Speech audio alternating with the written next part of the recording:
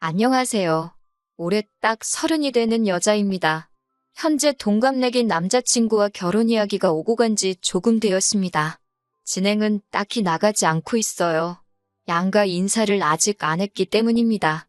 저는 저희 부모님께 남자친구를 이미 소개시켰는데 남자친구의 경우가 조금 복잡해서 말입니다. 바보 온달과 평강공주 이야기 정도는 아니겠지만 남자는 여자하기 나름이라는 말 믿고 정말 잘 해보고 싶었어요. 지금은 몇 번을 생각해봐도 이게 맞는 건가 싶고 여러 고민을 하게 만듭니다. 남자친구는 저희 부모님 다음으로 저한테 잘해주는 사람이었어요. 그리고 그거 하나만 보고 결혼을 결심했고요. 그런데 남자친구한테는 저보다 더 소중한 사람이 있었네요. 그건 바로 남자친구의 어머니입니다. 부모님이 소중한 건 당연한 일이에요. 그게 잘못된 거라고 하는 말이 아니에요. 저 또한 결혼 후에 부모님께 효도는 당연한 거라고 생각하는 바이고요. 부모님이 계셨으니 현재 제가 있는 거고 받은 만큼 갚아드리는 건 당연한 거 아니겠어요? 제가 내로남불을 하겠다는 게 아닙니다. 하지만 남자친구 어머니의 이야기는 조금 경우가 다르거든요. 남자친구가 홀아버지 밑에서 힘들게 자랐다는 건 이미 알고 있는 사실이었는데 어머니의 이야기는 제게 먼저 해준 적이 없어요. 상처가 있는 것 같아서 꼬치꼬치 캐묻지 않았고 어렸을 때 돌아가셨겠거니 혹은 말 못할 사정이 있겠거니 하면서 넘겼어요. 궁금하지도 않았습니다. 그런데 저와 남자친구 둘 사이에 결혼 이야기가 오고 가면서 그때 처음으로 자초지종을 알게 되었습니다. 어머니는 남자친구와 남자친구의 동생이 어렸을 때 새살림 차려서 집을 나갔다고 하네요. 어려서 남자친구한테는 그게 받아들이기 힘든 큰 상처였었나 봐요. 심지어 어머님은 어디 야반도주를 해서 연락두절이 되셨던 것도 아니고 꽤나 가까이서 살고 계시기까지 했다고 합니다. 동생이 조금 자라서 엄마 찾으며 땡깡 부릴 때 남자친구가 동생을 데리고 어머님을 찾아가기까지 했었는데 어머님은 어린 자식들한테 찾아오지 말라고 단호하게 이야기를 하셨다고 했다고 하고요. 그냥 그런 슬픈 과거사가 있거니 생각했는데 남자친구의 말에는 어머님을 향한 반발심보다 그리움이 더 커 보였고 아버님에 대한 반발심마저 느껴졌습니다. 저는 남자친구의 말이나 행동에 조금 이상하다는 느낌을 받았어요. 어머님을 그리워할 수는 있지만 그렇다고 아버님을 증오할 필요까지는 없어 보였거든요. 어쨌든 지금의 남자친구가 있기까지 어머님의 도움 없이 자식들 키워낸 아버님의 공이 컸다고 생각하거든요. 충분히 갚아야 할 은혜라고 생각하는데 남자친구는 동생만 아버님 품에서 독립을 하고 나면 아버님은 국물도 없다는 식으로 말을 했어요. 결혼 이야기가 오고 가는 와중이기는 하지만 어쨌든 그때까지는 결혼한 사이도 아니다 보니 남의 집안일에 괜히 상관하고 싶지 않아서 말을 아꼈는데 자세한 내막을 알고 보니 남자친구는 취직을 한 이후부터 어머님하고 지속적으로 연락을 하고 있던 상황이라는 걸 알게 되었어요. 연애하는 동안 저는 남자친구를 이미 부모님한테 인사를 시켰던 상황이었는데 남자친구는 도통 아버님께 저를 인사시키는 자리를 마련해주지 않았거든요. 그런데 어머님 이야기를 제게 털어놓고 난 뒤부터 남자친구는 계속해서 저를 어머님한테 인사시키고 싶어 했습니다. 솔직히 많이 혼란스러웠어요. 인사를 한다면 저는 당연히 지금의 남자친구가 있도록 키워주신 아버님을 먼저 뵙는 게 순서라고 생각했거든요. 그런데 그걸 생략하고 어머님을 먼저 인사를 시키겠다는 거잖아요. 그런데 남자친구는 다짜고짜 아버님은 결혼식 때 부르지도 않겠다는 선언을 하는 겁니다. 혼주석에는 어머님이 오실 거고 아버지와는 연을 끊고 지내겠다고 하는 거죠. 지 결혼이니까 지 마음 가는 대로 하고 싶은 건 알겠는데 자초지종만 들었을 때 어머님이 바람이 나서 피부치 같은 자식들 남겨두고 새살림 차렸을 때 그때 이미 혼주석에 앉을 자격을 잃은 거나 마찬가지라는 생각을 갖고 있었기 때문에 남자친구의 발언이 조금 충격적이기는 했습니다. 결혼이 남자친구와 제가 좋아서 하는 것도 있지만 어쨌든 양가 집안이 하나가 된다는 의미가 더 큰 부분이잖아요. 호적에도 당연히 아버님 밑으로 올라가 있을 텐데 저렇게 막무가내로 나오니 뭐라 할 말이 없더라고요. 말 못할 사정이 있어서 그러냐, 왜 그런 생각을 가지고 있느냐 물어봤는데 그건 일단 자기 어머니부터 만나보고 그러고 나서 말을 해준다고 하기에 일단 알겠다고 했습니다. 그리고 얼마 지나지 않아서 남자친구 어머님한테 인사를 드리러 다녀왔고요. 남자친구 어머님, 첫 인상이 참 강렬했어요. 제가 속으로는 아버님 편이라서 그런가 나이가 많이 젊어 보이시기는 했는데 꾸미고 다니시는 게 문제는 아니지만 그런 것마저도 제 눈에는 좋아 보이지 않았습니다. 50대 초반이시니까 정말 20대 되자마자 결혼하셔서 남자친구를 가지셨던 거죠. 어머님의 자기소개는 충격의 연속이었습니다. 그때는 새 살림 차려서 나가셨지만 지금은 또 혼자 지내고 계신다고 하셨고요. 자기가 워낙 개방적이라서 자유로운 만남을 추구하는 사람이라는 말까지 덧붙이시면서요. 얼마 전까지는 남자친구 동생과 아버님이 계시는 곳 같은 지역에서 터전을 잡고 살고 계셨는데 최근에 골프 치다가 알게 된 사람 따라서 서울 근처에서 올라와 계신다고 하셨습니다. 마침 집도 근처니까 며느리랑 이렇게 해서 셋이 자주 보면 되겠다고 하시면서 웃으시는데 솔직히 어머님이 저를 며느리라고 부를 자격이 있다고 생각하느냐 따지고 싶었지만 긴 말 하지 않았어요. 괜히 제가 분위기를 박살내고 싶지는 않았거든요. 졸지의 시아버지만 3명이 생겨버린 이 상황을 웃으면서 넘겨야 하는 건지 이건 아니지 않냐고 솔직하게 내 의견을 말해야 하는 건지 정신이 하도 없어서 표정 관리도 똑바로 못하고 있었습니다. 그런데 남자친구와 이미 이야기가 되어 있던 건지 제가 먼저 묻지도 않았는데 아버님과 헤어지게 된 과거 이야기를 하나씩 술술 풀어놓기 시작하셨어요. 그때는 어려서 아무것도 몰랐다. 남자친구 아버님한테 사기를 당한 거나 마찬가지다 하시면서 침몰하고 있는 배에 같이 타서 둘 다 인생 종치느니 나라도 잘 돼서 애들 챙겨줘야겠다 싶어 새살림 차려서 나간 거라고 하시고 막상 새살림을 차렸더니 그 집구석에서는 애들도 못 만나게 하더라. 내가 뭔 힘이 있겠냐. 일단 나라도 살고 봐야 훗날을 도모하지 않았겠냐. 그리고 이제라도 애들하고 잘 지내기 위해 그 집구석하고도 이별하고 나온 거라고 하시는데 솔직히 제 귀에는 그게 그냥 가져다 붙이는 변명거리로밖에 들리지 않고 그냥 그럴싸한 이유로 자기 합리화를 하고 있다는 생각밖에 들지 않았습니다. 어떤 상황이건 간에 핏덩이인 자식들 버리고 도망간 걸 설명할 수 없잖아요? 어떻게든 엄마 노릇을 하고 싶었는데 새살림 차린 집에서 못하게 막았으면 진작에 그 집구석을 나와서 혼자 지내시더라도 아버님과 이미 갈라섰다 하더라도 충분히 자식들과 교류하며 어느 정도 뒷바라지를 해주실 수 있던 것 아니겠어요? 그런데 그것 또한 새살림 차린 집구석에서 싫어해서 못했다는 걸로 대충 넘어가려고 하시니 한참 어린 제가 보기에도 그 모습이 좋게 보일 턱이 없었습니다. 지금 혼자 계신다는 말도 솔직히 자식들 때문에 그런 건지 아니면 재벌은 남 못 주고 밖으로 돌다가 쫓겨난 건지 아무도 모르는 이야기 아닌가요? 그런데 남자친구 취직하고 나서 연락을 해오셨던 걸 보면 제 생각에는 후자에 더 힘이 실리는 이야기 같은데 제가 아버님 대변인으로 나와서 시시비비를 가리려고 나온 자리도 아니고 그때는 어머니 사랑 못 받고 자란 남자친구가 어머니와 함께 있는 것만으로도 너무 좋아 보여서 최대한 크게 따지고 들지는 않으려고 꾹꾹 참고 있었어요. 그동안 못 받은 어머니의 사랑을 받고 싶은 건지 효자 노릇을 하고 싶은 건지 주문한 음식이 나왔는데 어머님 드시기 편하라고 돈가스를 드시기 편하게 조각조각 하나씩 썰어주고 있는 모습을 보니 안쓰럽기도 하고 화가 나기도 하고 참 오만 가지 감정이 교차하더군요. 30살 저희들한테 맛있는 거 사주신다고 데려간 곳이 집 근처 돈가스 집인 것도 조금 그렇긴 했는데 제가 계산을 하려고 했는데 기어코 당신이 계산하신다고 하신 걸 보면 어머님이 정말 상황이 좋지 않은데 어떻게든 잘 해보고 싶다는 진심이 느껴지기도 하고 그때까지는 조금 지켜보자는 생각이었어요. 식사가 끝나고 나서 어머님이 이대로 헤어지기는 아쉽다고 하시면서 당신 집에 가서 과일이라도 먹고 가라고 하시기에 따라갔습니다.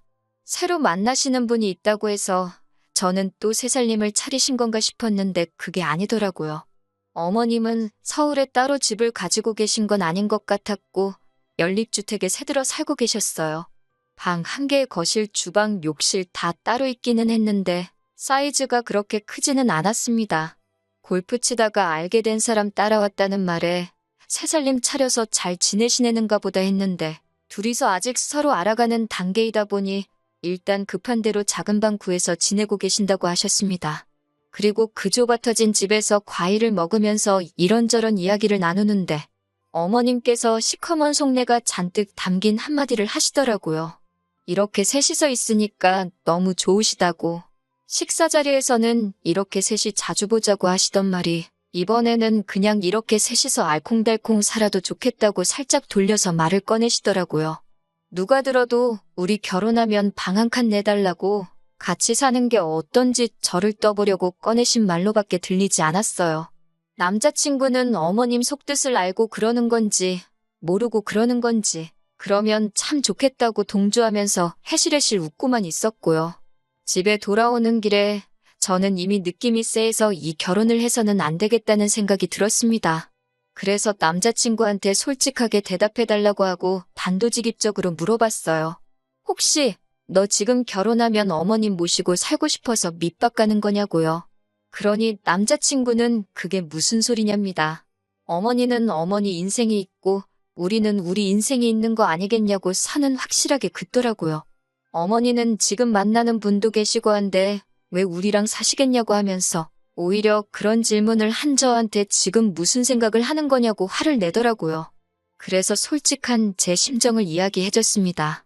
내가 느끼기엔 어머님이 우리가 결혼하게 되면 같이 살고 싶어 하시는 것처럼 보였다. 오늘 내 반응을 봤다면 알겠지만 솔직히 너 키워주신 아버님 무시하고 어머님이 혼주석에 앉아 계시게 하는 것도 맞다고 생각하지 않고 오늘 자리가 여러모로 나한테는 불편한 자리였다. 이런 식으로 그간 속안에 담아두었던 이야기를 다 꺼냈지요.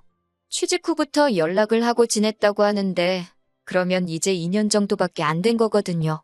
같이 사는 것도 아니고 어머니가 새로 만나시는 분 알고 나서 여기 올라오신 지는 또 반년 정도밖에 안 된 건데 언제부터 그렇게 어머님을 잘 알았다고.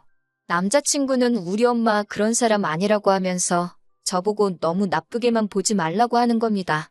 사실 아버님이 다 잘못한 거라고 어머님 편을 들면서 말이죠. 아버님이 애초에 어머니한테 잘했으면 어머니가 자기랑 동생 두고 새살림 차릴 필요도 없었던 거 아니냐. 자기가 지금 이 자리까지 오게 된 것 또한 아버님 덕이 아니라고. 다 자기가 잘해서 여기까지 온 거 아니겠냐고. 그러니 그건 자기가 잘했기에 다 자기 덕이지 아버님 덕이 아니라고 하는 말인 겁니다. 누가 들으면 태어나자마자 지 혼자 벌어서 공부하고 학원 다니고 대학 가고 그랬는 줄 알겠는데 그건 또 아니거든요. 대학 생활을 서울에서 자취생활하면서 학자금 대출도 없이 아르바이트도 안 하고 지냈는데 그걸 어떻게 자기 덕이라고 할 수 있나요? 제가 세상에 너보다 어려운 환경에서 이룰 거 못 이루고 하고 싶은 거 시작도 못 해보고 포기하는 사람들이 한두 사람이 아니라고 복 받은 줄 알고 아버님한테 잘하라고 한마디 했습니다. 그랬더니 갑자기 혼자 욱해서 네가 내 자라온 과정을 아냐 마냐 하면서 울분을 쏟아내더라고요. 근데 딱히 와닿지도 않는 게 솔직히 저도 부모님 밑에서 부족함 하나 없이 자라왔지만 저 또한 속에 담아둔 부분도 있고 불만 가졌던 부분도 있고 그 정도는 다들 한두 개씩 있는 게 아닌가 싶고 그냥 어리광에 투정 부리는 걸로밖에 안 들렸어요. 주로 하는 말에 요지는 결국 자기랑 자기 동생을 엄마 없이 자라게 했으니 전부 아버님의 잘못이고 죄라는데 너보다 더 힘들게 사는 사람이 대한민국의 수두룩백백이라고 일침을 놔주고 싶었지만 더 말해봐야 제 입만 아프고 또 같은 소리만 반복하겠다 싶어서 그날은 그만 이야기하자고 말하고 그냥 집에 돌아왔어요. 며칠 동안 만나자는 남자친구 연락을 이 핑계 저 핑계 대면서 피하고 혼자서 곰곰이 생각해보다가 결국 결론이 나지 않을 것 같아서 이렇게 사연을 적어봅니다. 남자친구의 어머니를 향한 그리움이 저렇게 뒤틀린 효심이 돼버린 것 같아서 걱정입니다. 이거 아무리 생각해도 결혼 잘 못하는 것 같은 생각이 들어서 고민이 많습니다. 한편으로는 다른 사람도 아니고 자기 어머니 일이기에 충분히 저럴 수 있다는 생각도 들고요. 정말 4년이라는 긴 시간 동안 연애하면서 저한테 화낸 적 단 한 번도 없었던 자상한 사람이거든요. 정말 성실하고 아버님이 혼자 지방에서 몸쓰는 힘든 일 하시면서도 남자친구 서울에 대학 보내고 자취시키고 할 정도로 공부도 잘했고 솔직히 흠잡을 곳 하나 없는 사람이거든요. 덕분에 남자친구의 아버님이 공이 더 크다고 생각하기도 하고요. 아무리 생각해도 저 혼자서는 도무지 답도 안 나올 것 같아서 여러분들 의견 좀 들어보려고 이렇게 사연 하나 보내봤습니다. 안녕하세요. 정확히 3주 만에 다시 찾아뵙네요. 이 상황을 두고 고민했던 제 자신이 다 바보 같다고 느껴질 정도로 치가 떨립니다. 결론부터 말씀드리자면 남자친구 머리채 한 움큼 뽑아버리고 거지 같은 집구석 탈탈 털어버리고 헤어졌어요. 지금은 깔끔하게 정리가 다 된 상태예요. 그렇게 엄마가 좋았으면 애초에 아버지랑 살지 말고 지네 엄마랑 붙어 살지. 아버지한테 받아먹을 건 다 받아먹고 이제 와서 왜 저러는지 정말 모르겠네요. 생각을 정리할 시간이 필요했기에 남자친구와 그동안은 되도록 만나지 않았습니다. 그런데 남자친구도 제가 별것도 아닌 이유를 말하면서 만나는 걸 피하니까 뭔가 눈치를 챘었나 봐요. 저한테 난데없이 아버님한테 인사드리러 가자고 하는 겁니다. 저랑 만나지 않았던 동안 어머님하고 무슨 일이 있었던 건지 심경의 변화가 있었던 건지 저는 몰랐죠. 제가 아버님 쪽에 편을 들기는 했지만 그건 어머님이 너무나도 말이 안 되는 상황이었기에 그랬던 거지 실제로 만나뵌 적은 한 번도 없었거든요. 그래서 아버님을 한번 뵙고 싶기는 했어요. 아버님이 하시는 걸 보면 남자친구가 어떤 성격을 가지고 있는지, 왜 저러고 있는지, 아버님을 왜 저렇게 싫어하는 건지 어느 정도 남자친구의 상황을 이해를 할 수 있을 거라고 생각했거든요. 그래서 남자친구를 만나 출발했습니다. 그런데 경부고속도로에서 갑자기 수원으로 차가 빠지는 겁니다. 아버님 계시는 곳은 절대 아니죠. 수원 쪽에는 어머님이 계시는 곳이거든요. 뭐 하는 거지 싶었는데 차가 익숙한 길로 접어들더니 어머님 지내시는 집으로 가더군요. 남자친구한테 지금 뭐 하는 거냐 했더니 가보면 안다고 하는 거예요. 집에 들어가니 아버님은 당연히 없고 어머님만 계셨고요. 남자친구한테 작은 목소리로 이게 뭐 하는 거냐고 한마디 했더니 기다리라고만 하는 겁니다. 어머님은 음식 준비에 한참이셨고요. 그 모습을 보니까 오만 가지 생각이 다 들었네요. 아버님이 이 집으로 오시기로 했나 싶기도 하고 어머님은 저희 보고 음식 좀 도와달라고 하시는 겁니다. 거실 한편에 교자상도 펴져 있고 준비하고 계시던 음식을 봐도 대충이 북어포니에서 있는 게 앞만 봐도 식사 때문에 준비하시는 건 아닌 것 같고 제사상이 아닌가 싶었습니다. 그런데 조금 혼란스러웠던 게 두 분이 이혼하신 거잖아요? 그러면 제사를 지낼 이유가 없지 않나 싶었어요. 어머님 쪽에서 남자 형제가 없어서 제사를 어머님이 가져오신 건가? 그런 생각까지 했습니다. 어머님 혼자 하기에는 음식이 많기도 했지만 저한테 사전에 아무런 말도 없이 음식 준비를 시키는 게 기분이 썩 좋지만은 않았어요. 그런데 어머님은 저보고 잘 보고 배우라고 하면서 앞으로는 다 제가 해야 할 일이라고 하시는 겁니다. 아직 결혼이 확정된 상황도 아닌데 솔직히 왜 저러시나 싶었어요. 그래도 아버님이 오신다니 별말 안 하고 준비하는 것부터 상 차리는 것까지 끝까지 도왔습니다. 저희 집도 제사를 지내기 때문에 제사 지내는 것 자체가 문제라고 생각해 본 적은 없었거든요. 준비가 다 끝나고 어머님이 어디에 전화를 하시니 얼마 안 있어서 문이 열리는 소리가 들리더라고요. 아버님이 들어오셨고 남자친구가 오셨어요? 아버지? 하고 살갑게 맞이하는데 속으로 했습니다. 앞으로 평생 얼굴도 안 보고 살 것처럼 아주 이빨을 드러내놓고 있던 모습과는 다르게 외투도 직접 받아서 옷걸이에 걸어주고 너무 잘했기 때문이에요. 무뚝뚝하신 성격인지 저한테는 살짝 목례만 하고 들어오시자마자 준비되어 있는 제사상의 향을 피우시더군요. 남자친구가 옆에서 술 한 잔 따르고 저를 올리시더니 그 다음에는 다 같이 절을 하자고 해서 얼떨결에 저도 절을 해버리고 말았어요. 그리고는 이게 맞나 싶어서 저는 실례하겠습니다 하고 밖에 나가 있었습니다. 제사가 다 끝나고 나서 저보고 뒷정리를 도우라길래 일단 저도 도왔어요. 이때까지만 해도 저는 정말 아무것도 몰랐습니다. 이윽고 네 사람이서 식사가 시작되었어요. 아버님이 과묵하셔서 그런지 식사 자리가 분위기가 조금 무거운 편이었습니다. 아버님이 앞에 계시면 저렇게 찍소리도 못할 거면서 뭘 그렇게 아버님이 싫다고 이를 갈고 그랬는지 싶었습니다. 오고 가는 말이 하나도 없다 보니 제가 아버님 말씀 많이 들었다고 저희가 내려가도 됐는데 여기까지 오시느라 힘드셨겠다고 한마디 했어요. 그랬더니 아버님이 조금 당황스러운 눈빛을 하시면서 어머님을 쳐다보시는 거예요. 그리고 이어진 설명에 정말 저는 두 손 두 발 다 들고 결혼은 물론이고 남자친구와의 관계를 정리해버리게 되었습니다. 온갖 근엄한 척을 다 하던 그 사람은 아버님이 아니었던 겁니다. 어머님 세인이라던 그 사람이었던 거예요. 이때는 이미 상황을 정리해보고 화를 참고 그런 수준의 문제가 아니었습니다. 열이 확 오르더라고요. 남자친구한테 대체 이게 무슨 상황인 거냐고 물으니 남자친구는 대수롭지 않게 뭐가 문제냐는 듯 아버지께 저를 인사시킨다고 하지 않았냐 하면서 당당하게 나오더군요. 저게 니네 엄마 세인이지 어떻게 아버지냐고 했더니 저보고 말 조심하라고 하더군요. 앞으로 지한테 아버지는 저 사람 한 분뿐이라나요. 어머님한테 3주 전만 해도 알아가는 단계라고 했는데 벌써 결혼까지 다 하신 거냐고 물어보니 그건 또 아니랍니다. 아직 그 남자 쪽에서 이혼을 하지 않았다고. 그 말을 들으니 화가 나는 걸 떠나서 어처구니가 없더군요. 그러면 저보고 지금 생판상관도 없는 사람 제사 준비를 시킨 거냐고, 그리고 앞으로 제가 하게 될 테니 배우라고 한 거냐고 따져 물었어요. 그러니 이번에는 어머님이 나서서 저한테 통사정을 하는 겁니다. 제가 잘 도와줘야 한다는 거예요. 자기가 그 남자분하고 잘 되려면 제사를 이어받아야 한다고요.